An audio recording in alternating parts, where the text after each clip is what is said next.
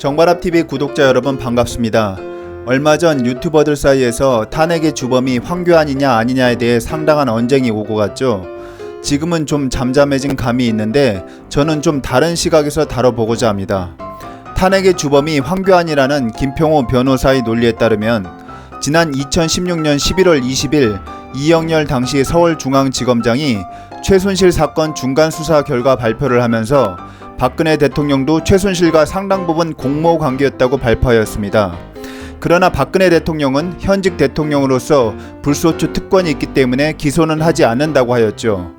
결국 이 수사 결과 발표로 말미암아 국회에서 박근혜 대통령 탄핵 소추가 의결되고 헌재에서 최종 파면되었는데, 이런 중차대한 사건에 황교안 총리가 영향력을 행사하지 않았다면 이영렬 지검장의 수사 결과 발표는 있을 수 없었을 것이다. 그러니 탄핵의 주범은 당시 총리였던 황교안이라는 논리입니다. 그런데 사실 총리는 정치인이라기보다는 공직자죠.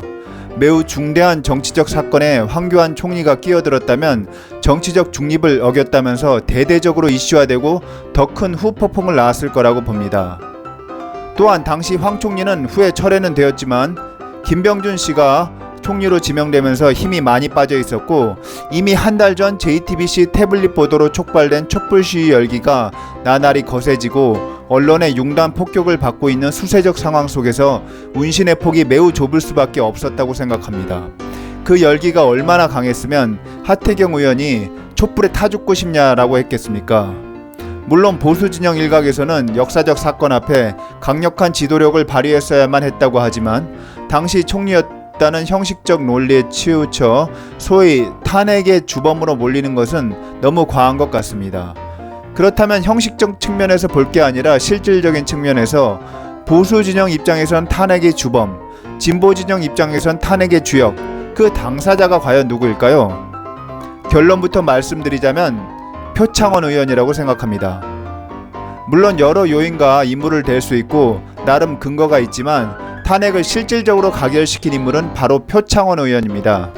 2016년 11월 30일 당시 국회의원 재적수는 300명이고 원내 일당은 지금의 자유한국당인 새누리당이고 128석이었습니다.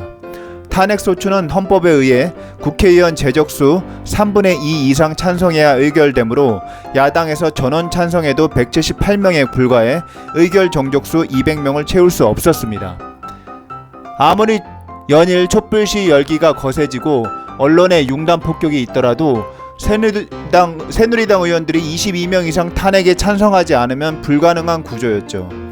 그런데 이때 행동력이 강한 표창원 의원이 돌출 행동을 하기 시작합니다. 법에 따르면 탄핵 투표는 무기명 투표인데 자신의 추측으로 탄핵 찬성, 반대, 눈치 보기 의원들로 임의적으로 나누어 소위 표창원 리스트를 만들고 대대적으로 유포하였는데, 유포하자마자 네티즌들이 탄핵 찬성의 이름을 올리지 않은 새누리당 의원들의 핸드폰 번호를 인터넷에 퍼뜨렸고 해당 의원들이 엄청난 문자 공격과 전화 공격을 받게 되었죠.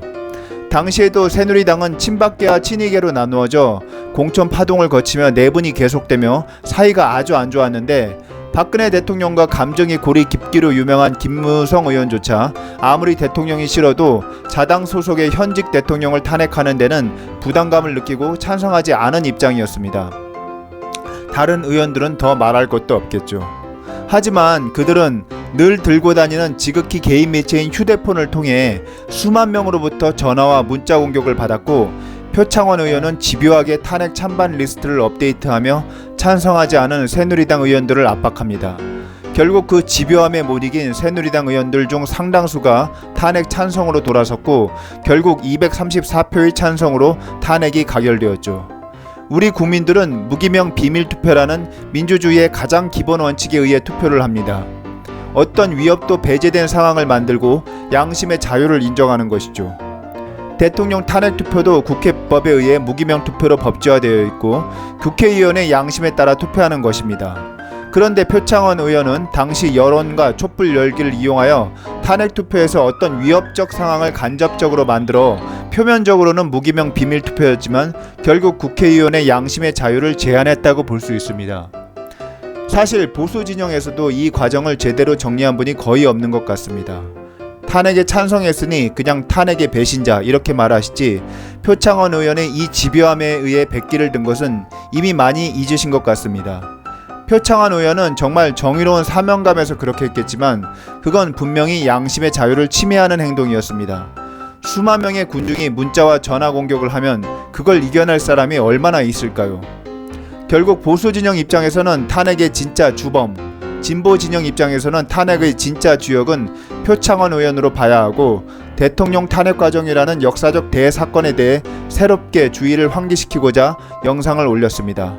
이상 시청해주셔서 감사합니다. 구독과 좋아요 부탁드립니다. 오늘도 행복하세요.